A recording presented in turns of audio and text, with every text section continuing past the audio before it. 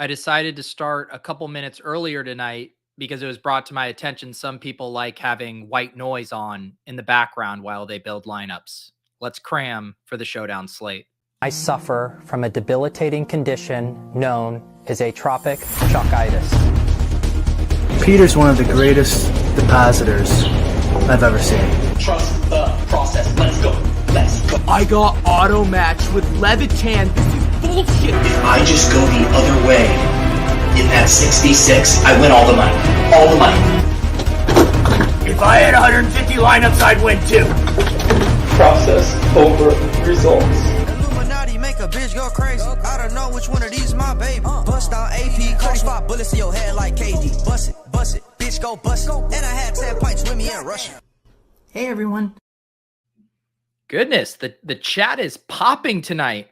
We're already arguing about Randall Cobb. What else do we got going on in here? Did we get a Malik Turner reference in here? I mean, you guys should be the ones hosting the showdown, Cram. How we doing tonight? I'm excited for this showdown slate. I feel like our Thursday night games generally have like a 42-point over-under.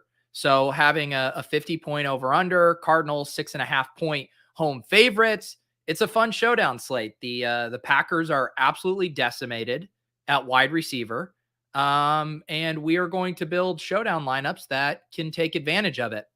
I will say, when I was updating my stuff earlier, just looking at ownership, I was not seeing any just screaming leverage plays. I mean, the days of our Derrick Henry, obvious captain, Leonard Fournette, obvious captain, at least for now, they appear to be behind us. So we are going to have to be creative tonight. We are going to have to press through and find ways to not be duped. And I think one way that we can be less duped tonight is by leaving salary on the table. I think with all of these cheap pump play guys, Equinemius St. Brown, 900, we have Amari Rogers, 600, Malik Taylor. I said Malik Turner earlier. Malik Taylor, 300. I think people are going to be very excited to go studs and duds. And I think leaving a decent amount of salary on the table is probably going to be one way to help us be unique, because I'm not seeing a lot of stuff in the captain that's giving us huge leverage, unless I really mess with the inputs on the Sims, which we can do.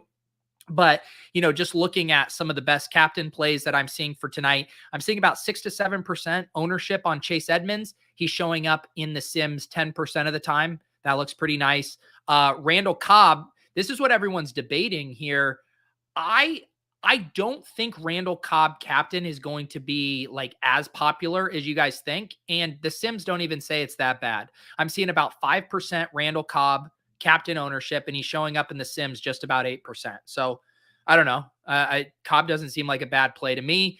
Aaron Jones, I think, is a really strong play, even though he's going to carry, 16 to 17% captain ownership. He's showing up in the Sims about 20% of the time. And it is really hard to get away from Aaron Jones tonight, just knowing how much his utilization ticks up when Devontae Adams is out of the lineup. I think Cody Main had a stat here in the 6 games without Adams. He averages 6 targets, almost 5 receptions a game. So I think he's going to be fairly game script proof tonight. I know there's generally concerns, when they're blowing a team out or something like that, then you get an AJ Dillon game. He's not getting his touches. I think with how, devoid of talent they are at wide receiver tonight, that he's going to be on the field a ton, almost no matter what's happening with the game. So I'm full steam ahead on Aaron Jones there. As far as the flex stuff, Chase Edmonds looks really good. He's showing up in 43% of the Sims, his average ownership around 32%. Let's share the screen. Let's show you what we are working with here tonight. Let me catch up on the chat. Cobb salad. I had sausage for dinner. I didn't have Cobb salad. Let's see here. Anything good in the chat? Are you guys just shit posting? Or are you doing any? Okay, at least it's Mookie's being friendly. My evening is going well, Mookie. It's going very well. I built some 20 max lineup teams before coming on the air. And now I am ready to help us all win in bank and bonk and all of that good stuff. Buzzer Beater says Christian Kirk captain. Let me see what I was seeing with Christian Kirk. He looks about even with the ownership relative to how much he's showing up in the Sims. About 4% captain ownership, 4% in the Sims. I certainly don't hate it. I think the thesis for the Christian Kirk and kind of AJ Green plays is, what if DeAndre Hopkins really isn't actually as healthy as he says he is? What if he, is going to play limited snaps? And we haven't heard any reports that that's going to be the case, but he didn't practice this week. It did seem like he was a true questionable heading into the game. Of course, he is going to play. So I do think you can build lineups with that in mind. What if DeAndre Hopkins isn't as healthy as we thought? I'll run the Sims here with these baseline assumptions just to do the rundown here. We have an implied team total for the Packers at 22.8. We have a 28.8 implied total here for the Cardinals. See the Cardinals here with a fairly high rush rate, 46%. Definitely makes sense with them being 6-point favorites. I think we can mess with that a little bit and see if it spits out a little bit of a different texture. And the Packers actually here with a pretty low rush rate, which is kind of interesting to me. It makes sense that they would have a low rush rate if we're projecting them in a negative game script. However, just knowing how thin they are at wide receiver, I do wonder if their rush rate will be a little higher. And these are the kind of things we can tweak and see how much that changes the optimal lineups here. Stephen Rooney trying to ask me season-long questions on here. I just did 30 minutes of season-long questions in the Fantasy Life Q&A. Should I start Nuke in season-long or T. Higgins? Goodness. Goodness. I think you have to start DeAndre Hopkins, but I do like T. Higgins a lot this week. 6, going to grab a drink. Anyone else need one? Yes. If you could grab me a drink, that'd be great. I'm really trying to curtail my drinking. It's just so easy to have drinks while I'm doing shows at night. So you offering to grab me a drink, you're a bad influence on me, 6. Pete, will you please host the Swolecast? No, hosting is it's a lot of work. It's an exhausting job. I like the Swolecast being a cast member. I don't have to do the heavy lifting there. No, Kitchen is the Swolecast host, and it must be that way. All right. Yes, I'm with you. I'm really liking Chase Edmonds tonight. So let's just do a quick rundown here. You see Kyler Murray, also very hard to get away with, showing up in 86% of optimal lineups, 60% in the flex, 25% in the captain, and Aaron Jones there kind of right on his heels, a little less in the flex and just a smidge less in the captain. But these two compiling for almost half of optimal captains. 45% featuring Kyler Murray and Aaron Jones. Chase Edmonds right there behind him. And then a decent bit of separation until this next tier of Rogers, Cobb, Hopkins, Moore. So I think, when I see that and I'm looking at the captain percentage, I do think probably the biggest kind of inefficiency here relative to the Sims is probably Aaron Rodgers ownership. I'm seeing him around 15%. He's only showing up in the captain slot about half that time. So even though we don't have any plays to me that look like really good captain jams, I do think Rodgers is a pretty good captain fade tonight. And this was what I was saying about Randall Cobb here. Even though it's this weird thing where it feels like he would be the trendy captain, but it's just not shaking out that way. And I think it's because of all the salary that opened up. Or salary savings. I think if it was a tighter slate pricing wise, people would be gravitating toward Cobb as a guy to create salary relief in the captain spot. But because it opened up the Equanimous, all of these other guys becoming really good point per dollar plays, I think it's going to keep his captain ownership in check. So I don't know. I don't think Cobb is a bad captain play if you want to go that direction. Let's see what some of these custom lineups are looking like here.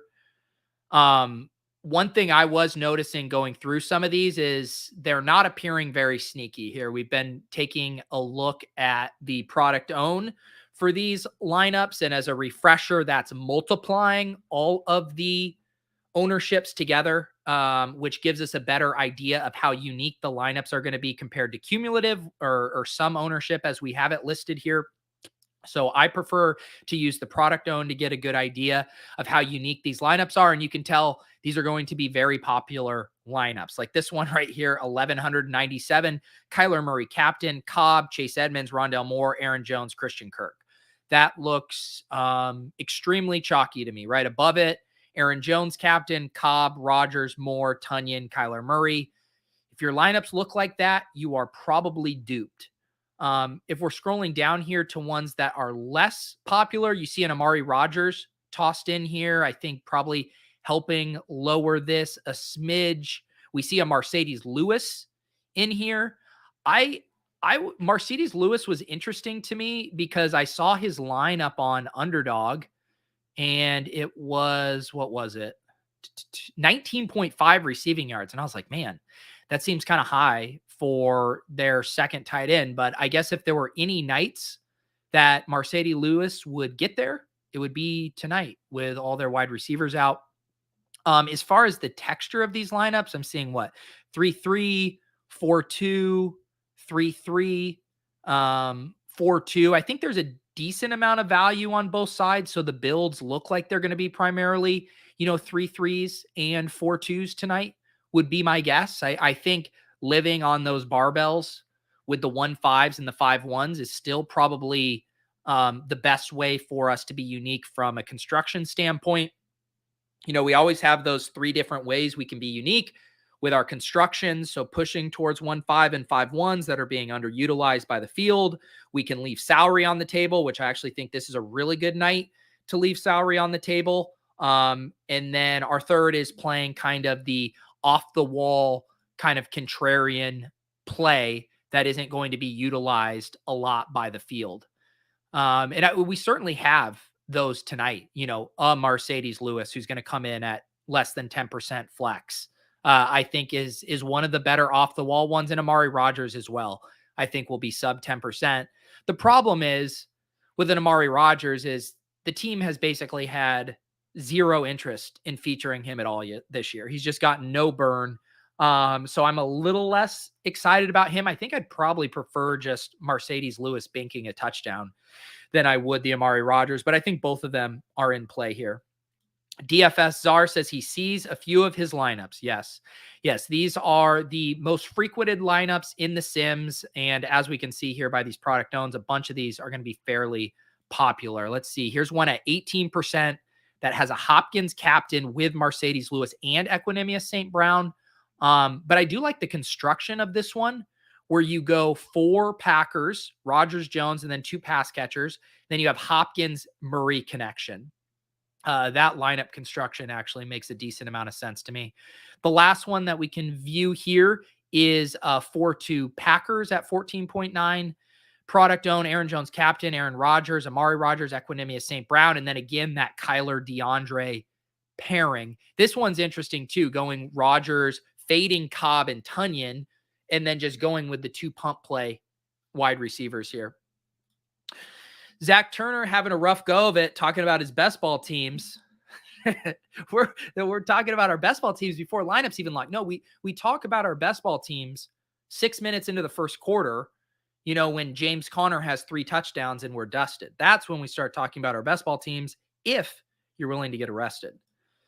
Let's see here. No MBS tonight. Nope. Yeah, it seemed earlier this morning that there was a chance he was going to play and he was officially ruled out. So no Lazard, no Adams, no MBS. They are down to a skeleton crew. Lou Dog says Devontae Adams looks like a big leverage play. Doesn't even show in your Sims. I mean, can you imagine? Can you imagine if the Sims had not uncovered Devontae Adams for us? No playing Devontae Adams tonight. Let's mess with some of these inputs here and see if we can get some funkier stuff. I always like playing it first off, just kind of the opposite direction. What if the Packers win by a touchdown? What if Vegas is just wrong and the Packers win 28-22? Let's say the Packers get to rush way more than we would expect. Maybe they're up at a 45, 46%, which I think they'd be happy to run the ball a ton in this game without all their wide receivers. And then let's lower the Cardinals here to a lower rush rate, 42%, with the assumption they would be passing a lot more in this game script. So in this scenario here, we're still seeing a ton of Kyler Murray and Aaron Jones, but in this one, we get Aaron Jones flipping Kyler Murray, which again, that makes intuitive sense to me. If the Packers are controlling the game, Aaron Jones is getting a ton of work on the ground. He's now appearing in almost 26% of winning captain lineups, which is a significant amount there. He was at 19.5% in the baseline assumption sims, and then playing it as a Packers win by 7 boosts him up to 25%. So I think these are the kind of things you should be thinking through, even if the regular sim isn't showing him, popping as much. If you just tell yourself a different story, and that story is the Packers winning by a decent amount, then Aaron Jones starts to look like a much better play. I'm not seeing a lot of other differences here as far as the captain ownership. A little boost here to Cobb flex ownership, actually a decent boost here, because the Cobb, he was coming in at 35% flex, and then so he's about the same. Yeah, so he's about the same there. I'm trying to see if anyone else changed in a meaningful way when we play it this way, and I'm not seeing anything jump out a ton. Let's see what these captain lineups look like. You just see here a ton of Aaron Jones. A ton of Aaron Jones in this game script. Here's a 3-3 that's not too popular because I assume it has Mercedes Lewis in it, although this looks like a fairly chalky construction to me otherwise. Here's a 16.4. Aaron Jones, A.J. Dillon, Aaron Rodgers, Amari Rogers, DeAndre Kyler. Man, all of these 4-2s with 4 Packers seem to just really like Kyler and DeAndre as the bring back. Seeing a lot of that reoccurring in 4-2 builds. Here's one that has a Chase in Kyler as the bring back. Aaron Rodgers, Aaron Jones, Mercedes Lewis, Randall Cobb, Kyler, and Chase Edmonds. Let's see here. Joey asks, what is better for Showdown? Play the player with the higher projection, higher owned Cobb, or the lower projection, lower owned? So in those things, when all things are equal, I'm going to the Sims here to see how we're looking. Cobb showing up in 38% of them, and Tunyon, where's my Tunyon in my spreadsheet? Tunyon showing up in 26% of them. So to me, Cobb looks like the slightly better play. I think he's a slightly better points per dollar play. I'm seeing Cobb's ceiling at about 18 points and Robert Tunyon at 15 points. So I think if you have the salary, a slight lean to Cobb. That said, we just talked about leaving salary on the table, and that projection for a Showdown slate isn't that meaningfully different. So I don't know. In that case, you basically can either, I think it's probably a wash, because if you go with Tunyon, you are getting the more unique player that's not going to be as used as much by the field. But if you go with Cobb, you're leaving more salary on the table, which would make your lineup unique in that way. So I guess what I'm trying to say, Joey, is find a really nice coin and flip it. All right. Definitely Kirk. Kirk has been in 5 of 7 card Showdown lineups. Yeah, I think Christian Kirk is always a solid play here. 23% flex ownership, popping in the Sims 25% of the time. But I do agree, the way we've seen, the way this Cardinals offense is operated, it seems like every week it's one of the running backs, and then Nuke has been kind of consistent, and then one of AJ Green, Kirk, or Rondell has had these big games. So I think cycling through those guys is definitely a good way to play it here.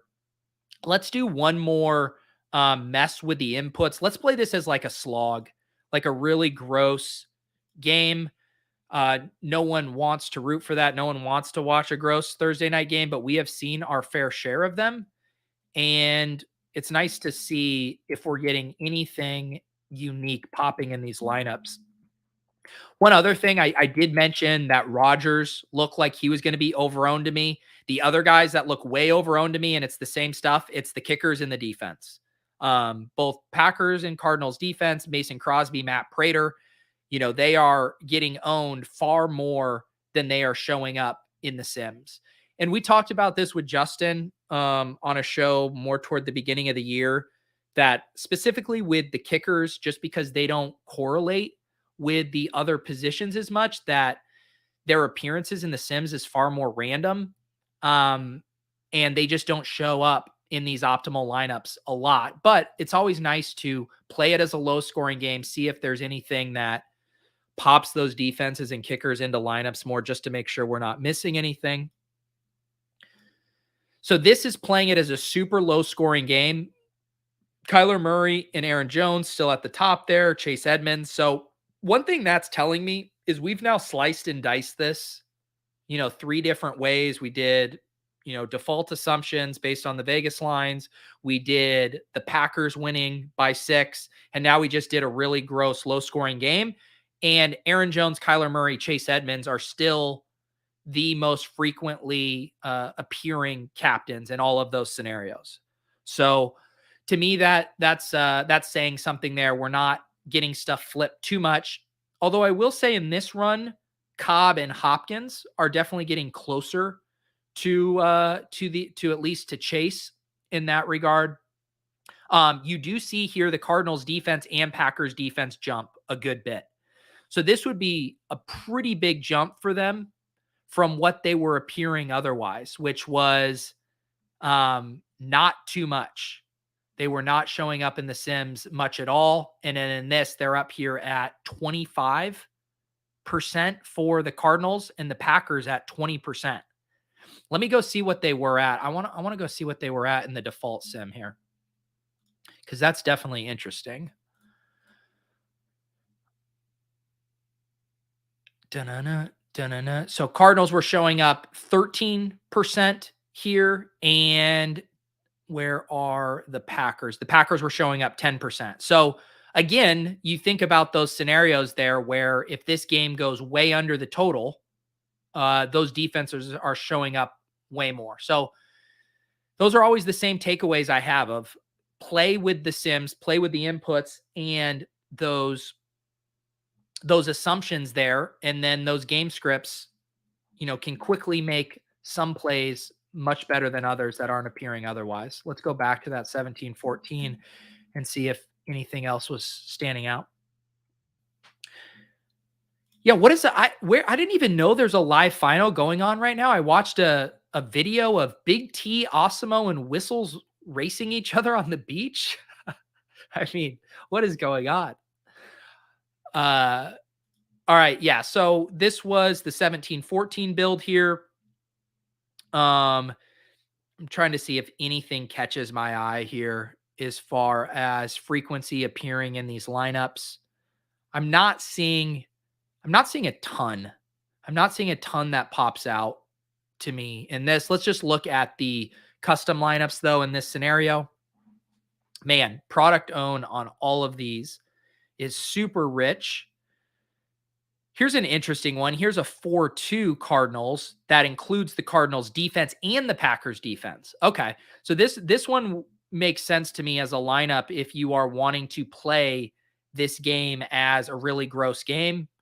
Hopkins and Kyler connect a few times. The Cardinals largely control the game. Aaron Jones soaks up all the usage, and we get a couple pick sixes on both sides.